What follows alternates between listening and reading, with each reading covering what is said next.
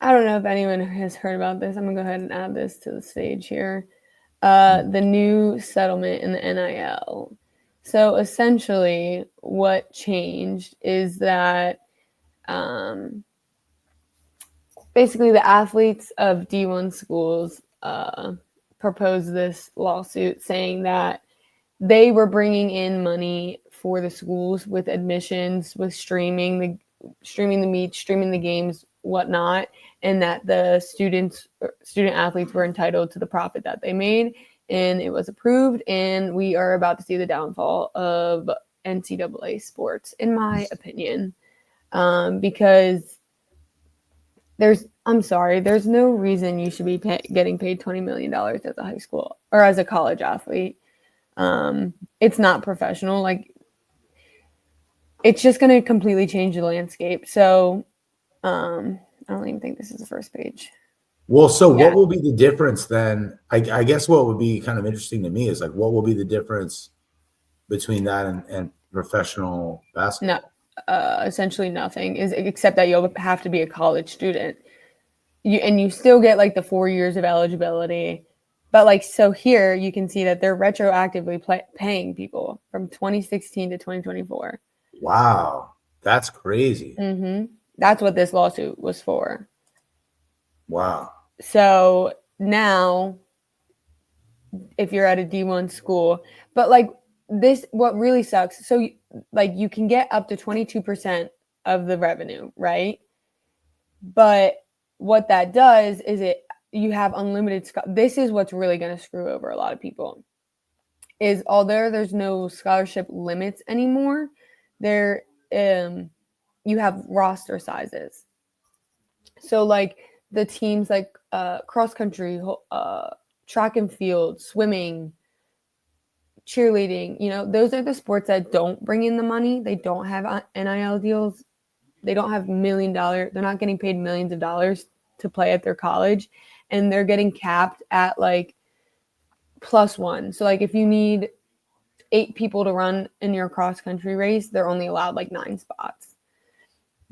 So it's just screwing. Like it's good, great. That's fantastic for the football players, for the Livy Dunns of the world, but most athletes aren't actually like that, Mm. So it's kind of only good for the ones who are in the spotlight and not really good for anyone else. That's really interesting. Yeah, I didn't even I hadn't even really considered that. So I wonder like what would really happen Oops. if so like if you're not good enough, like if you're like you're good enough is not the way I want to phrase that. If you're not if your sport isn't popular enough, then there's no this doesn't improve your No, situation at all. unless you want to become an influencer in your sport, you will not benefit from this Hmm.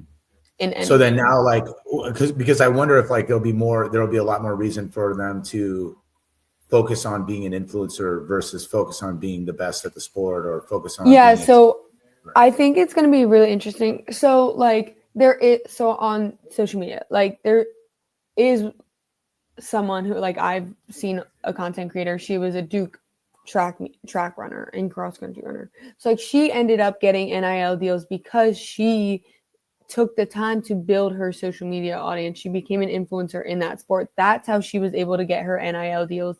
But that's not true for everyone. Like, she worked hard to build her following. So that is an avenue that these athletes can take, kind of take their niche corners of their sports and trying to develop their social media influencing that way to get NIL deals, to kind of like reap the negativity of what this is, or like try to turn it into a positive.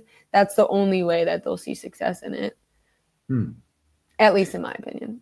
I can imagine, because I guess if I was going to be passionate about any college sport, it would be wrestling.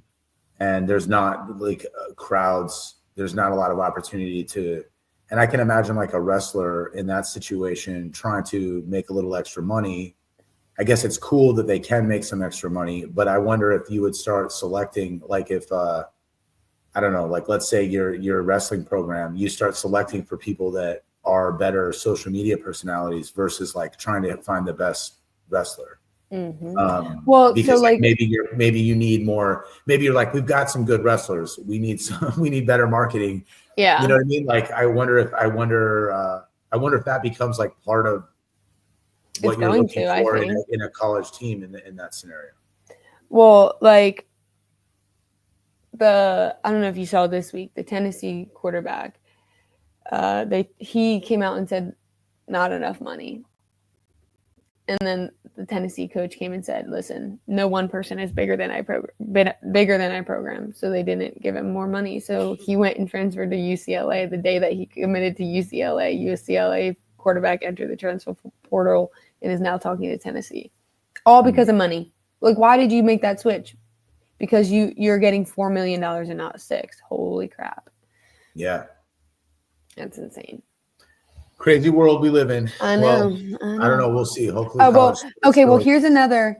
This kind of goes down the same. Yeah, show me. So I don't know if you saw anything about this. So this was a big hit. So the Texas You're not on outfielder, the I don't know stage what. anymore. Are you trying to share? Oh, is it not there? Dang it. Okay. Sorry. Let me pull it back up. My bad. Okay, so this Texas player right here, she was standing in the baseline. LSU, they scouted that Texas often stands in the baseline. So they, in my opinion, had the scout to purposely like pull this foul. But it was kind of flagrant. Like she was kind of aggressive with the shove. Right? Wow. Okay, but again, she was obstructing the baseline. So she was in the wrong. But was she a little bit too aggressive for what it was? Yes. So both of these girls had to come on social media this week and make videos because they've gotten death threats. Because like both of them apologized to each other after the game. They handled it the way they should. But the way social media took it and just blew it out of the water, like they're high level athletes. They're playing for the team that they love. Like, yes, it's intense. Yes, it's aggressive, but like they handled it like adults. But social media is like ruining it for them. Like the fact that you have to come on and say, stop sending this other player death threats, like is insane. Yeah. Like it's just interesting the way social media is making an impact on sports, whether it's NIL or just like sending death threats to a player of a clip that somehow just went viral because someone posted it. Yeah. Depending on your situation, you almost need a press team. Yeah. Just to be a college athlete, which is crazy. Hard to imagine that you really get, or at least what I would think would be like the value out of college sports. But I guess if you're playing at a level where you're like setting yourself up for a professional career, that might be different. But yeah, I don't know if if that would be something I would want for my kid necessarily.